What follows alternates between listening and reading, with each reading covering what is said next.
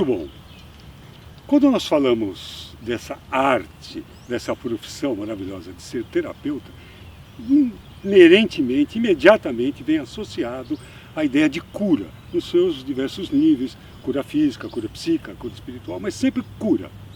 Então, o terapeuta, se ele quiser ser um terapeuta consciente, ele tem que entender os 3 níveis que essa palavra tem. Não é simplesmente cura. Existem 3 níveis e que precisam ser não apenas conhecidos, mas vivenciados se um terapeuta quiser conhecer essa experiência que é vivenciar, trabalhar para, com a cura. Quer saber? Vem comigo, você vai assistir agora uma aula do PMA que fala exatamente sobre isso. Muito bom! Agora estou querendo falar com você que é terapeuta. A cura é uma força muito sedutora. Muito sedutora. E é muito natural que a gente queira ter o desejo de autocurar-se e desejo de poder curar os outros. Isso é muito natural. Haja vista que todos os grandes avatares, para poder convencer do seu caráter divino, do seu caráter extraordinário, faziam curas. E ainda hoje fazem. É sempre com cura que a pessoa impressiona a sua plateia. E de uma maneira, às vezes, até mal intencionada e às vezes bem intencionada, como Jesus fazia. Como é que Jesus conseguiu chegar a ter o respeito dos seus pares, dos seus contemporâneos? Através das curas que ele fazia, através dos seus prodígios, principalmente as curas. Todo mundo quer isso. Então, nós vivemos um momento em que a medicina oficial, assim, hoje, trabalhando praticamente como funcionária de crachá dos laboratórios, assim, apresenta uma medicina que cuida muito mais de doença do que de saúde. Ministério da Saúde devia se chamar Ministério da Doença. Secretaria de Saúde deveria chamar Secretaria da Doença. Então, assim, a escola, por exemplo, que eu estudei, ela ensinou a mim e a todos os outros alunos a cuidar de doença e não a cuidar de saúde. Então, a nossa própria noção de visão de saúde e doença já começa com uma coisa distorcida de uma maneira oficial. E como existe todo um interesse comercial dessa, a princípio, arte da cura, que virou uma profissão, um comércio, isso deturpou-se de uma certa maneira, estou falando no mundo inteiro, em que nós ficamos carentes de uma medicina mais humanizada. Então a medicina oficial deixou uma lacuna, deixou um buraco, deixou um espaço, deixou um vazio e uma ânsia, um desejo da população de preencher isso com artes que curam menos invasivas, menos efeitos colaterais. E aí deu-se um boom, um crescimento e uma urbanização da medicina tradicional, que sempre existiu, que é a medicina do caboclo, que é a medicina do índio, que é a medicina da floresta. Mas, por conta da falência da medicina oficial, houve um boom. Então, hoje nós temos cursos de xamanismo, temos, enfim, assim, uma série de coisas que eu gostaria de chamar um pouco de atenção para isso.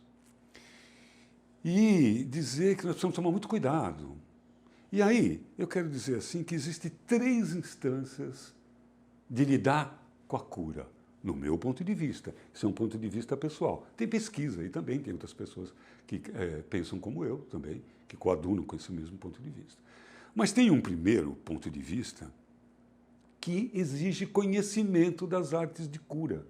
Basta conhecer. Então, isto, por exemplo, encaixa-se à profissão do médico, do enfermeiro, todo mundo aquele que trabalha em saúde, fisioterapeuta, ele vai estudar aquilo, vai estudar aquela técnica, os princípios científicos que norteiam aquela profissão. Tem um diploma que uma banca julga que ele então está apto para poder praticar a sua profissão, que ele aprendeu tudo aquilo que lhe foi ensinado, ou pelo menos parte suficiente para que ele exerça a sua profissão com dignidade, dá um certificado para ele e ele vai, um CRM, vai ser um médico, vai ser um fisioterapeuta, enfim. Pronto, aprendeu. Só que, por exemplo, no caso de um médico, são anos e anos e anos e anos e anos estudando. Além do curso formal, 6 anos de faculdade formal, depois mais 3 anos de residência, mais depois experiência, mais especialização. São muitos anos, tá? Para ele dizer, ter um CRM para dizer que é médico. Então, hoje em dia, a pessoa faz um curso e se distribui cartão de terapeuta. Faz um curso de massagem e diz que é terapeuta. É terapeuta? É terapeuta. Eu tenho alguma coisa contra isso? Não, eu tenho cuidado com isso, porque precisa ter cuidado. Então, assim, esse primeiro nível, nós precisamos conhecer. E conhecer uma determinada linha de cura não significa desprezar as outras que você não conhece. Então, eu vejo pessoas criticando a medicina oficial e não conhecem nada de medicina. Elogiando a homeopatia, que aliás é fantástica, as medicinas mais naturais, mas sem conhecimento e criticando a outra, sem saber o que está falando. Então é preciso de conhecimento. Esse é um nível. Conhecer e aprofundar-se na sua arte de cura e, o que possível, conhecer um pouco das outras. E, por favor, não se atrever a opinar sobre aquilo que você não conhece. Isso é bem importante. Então, primeiro nível de cura, entender que existem técnicas de cura, de como manipular medicamentos, de como manipular ervas e tudo. Aí eu aprendo. Classicamente, em medicina oficial. Existe um outro nível de lidar com a cura, que é entender que a cura é uma entidade. É como se fosse, eu vou dizer com essa palavra para poder embalá-la melhor, é como se fosse um espírito, o espírito da cura, uma energia que tem contornos definidos e que tem uma inteligência específica, a força da cura. E que se nós soubermos entrarmos numa comunicação que não é simplesmente uma comunicação técnica, mas uma comunicação vibratória, mental com essa força, podemos utilizar a força da cura além da química das substâncias. Então é um outro nível. Eu estou admitindo que mudou o paradigma, que a cura é um espírito, é uma força, é uma entidade que tem uma inteligência. Existe, então, um nível de comunicação e eu, respeitosamente me comunicando com ela, posso utilizá-la para as artes da cura. Lembrando, voltando ao primeiro nível, que o juramento de Hipócrates, se você não conhece, procura na internet conhecer, é lindo. É um juramento de que vamos fazer aquilo como arte e sempre para curar. E depois virou um comércio. Então, sempre tem que haver uma intenção filosófica, em todos os níveis, senão não vai dar certo. Mas então, segundo nível, saber utilizar, aí precisa de um comportamento mental, aí precisa de um conhecimento mais do que técnico, aí precisa de uma sintonia de sutilezas para conhecer essa sutileza da força da cura. Legal? Mas tem um terceiro nível ainda, que é um nível de conhecimento e entrega e permitir que essa inteligência da força da cura assuma o comando. E aí o terapeuta, ele se esvazia do desejo de curar.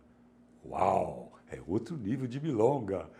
É um momento em que o terapeuta se coloca como instrumento e quem coordena é a própria força da cura.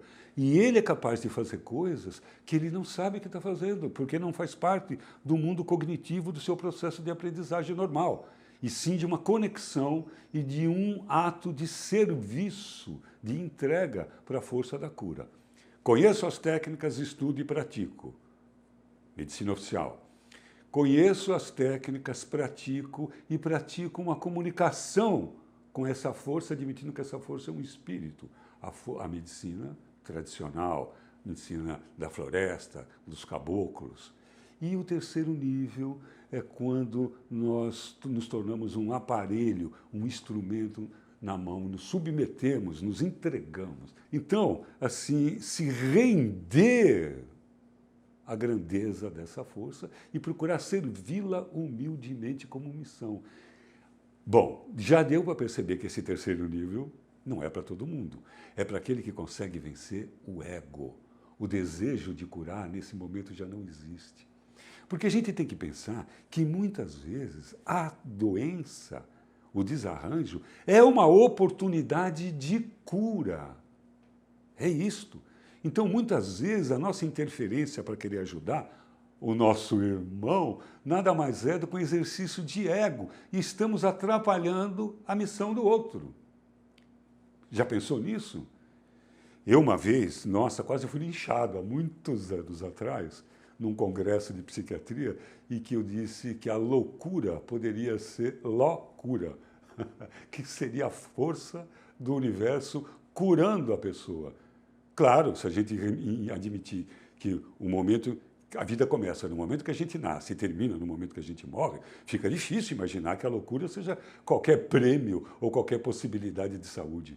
Mas se nós admitirmos que a vida é muito maior do que o nascimento, começa muito antes e termina muito depois da morte, nós podemos entender que aquela encarnação, como um esquizofrênico, é uma possibilidade de resgate daquele espírito perante a eternidade que ele tem. E não olhando simplesmente naquele recorte, naquele zoom, naquele frame da eternidade. Aquilo é só uma fotografia, só um pedaço do filme. Então, muitas vezes, o sofrimento, a doença, está ali como um processo terapêutico. Então, nós precisamos entender isso. De qualquer maneira, usando o primeiro nível, aprendendo técnica, usando o segundo nível, usando a força da cura como uma inteligência, ou assim, rendendo-se, servindo a essa força, esses 3 níveis, nós precisamos ter um trabalho que é muito importante, que é o trabalho com o ego. Muitas vezes, o nosso ego, na melhor das intenções, ele deseja a cura, segundo o nosso prisma, e nós estragamos, e nós mais atrapalhamos do que ajudamos. Então, se você é terapeuta, saiba, independente do nível de formação que você tem esta responsabilidade. Responder com habilidade. E tomar cuidado com algumas coisas que são impossíveis de não acontecer. Isto é, acontecem sempre, que é a transferência. É a transferência. Um dos cursos que nós estamos montando é condução de grupo para líderes, especialmente os líderes espirituais. Todo líder, terapeuta, ele exerce uma coisa que a gente chama de transferência na psicanálise. Transfere para o líder uma figura que é dos nossos pais, transfere para ele. Essa transferência pode ser positiva, como pode ser negativa. Negativa quer dizer, tem uma aversão. De qualquer jeito ela não é positiva, porque é uma ilusão. Então, o líder, o terapeuta, tem que estar atento para essa transferência. E quando ele trabalha com cura, isso empodera ele. Então, é muito cuidado, porque ele acredita nesse empoderamento, ele adoece, ele pode até curar o outro, mas ele adoece. Nós temos que entender que o curador é apenas um facilitador. Então, existem médicos, existem curadores. Quando um médico é curador, maravilha. Quando um médico é curador e ainda consegue ser sacerdote da força da cura, então ele passa de nível. E isso é preciso que a cura nos escolha, e não simplesmente a gente escolher a cura.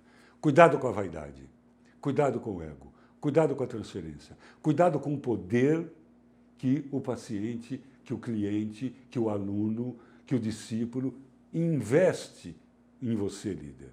É importante essa transferência, porque ela é matéria-prima para que tudo dê certo. Só não podemos acreditar nela e adoecermos. Beneficiamos o paciente e nos adoecemos com a ilusão de que somos mestres, de que somos bons e de que curamos o outro. É isto! Pensa nisto aí, terapeuta. Quero dizer, de novo, que é um prazer ter vocês comigo. Essa é a nossa função, curar a nós mesmos para promover a cura do mundo. Bem-vindo. E juízo, cuidado com o ego. É isso aí. Muito bom. E aí, o que você achou dos 3 níveis de cura? Na prática, você vivenciou quantos desses níveis na sua vida? Está disposto a conhecer todos os outros? Tá. No próximo vídeo, que eu quero te reencontrar aqui, eu vou contar como é que eu vivenciei, um resumo aí de como eu vivenciei esses 3 níveis de cura. Aí, vem comigo!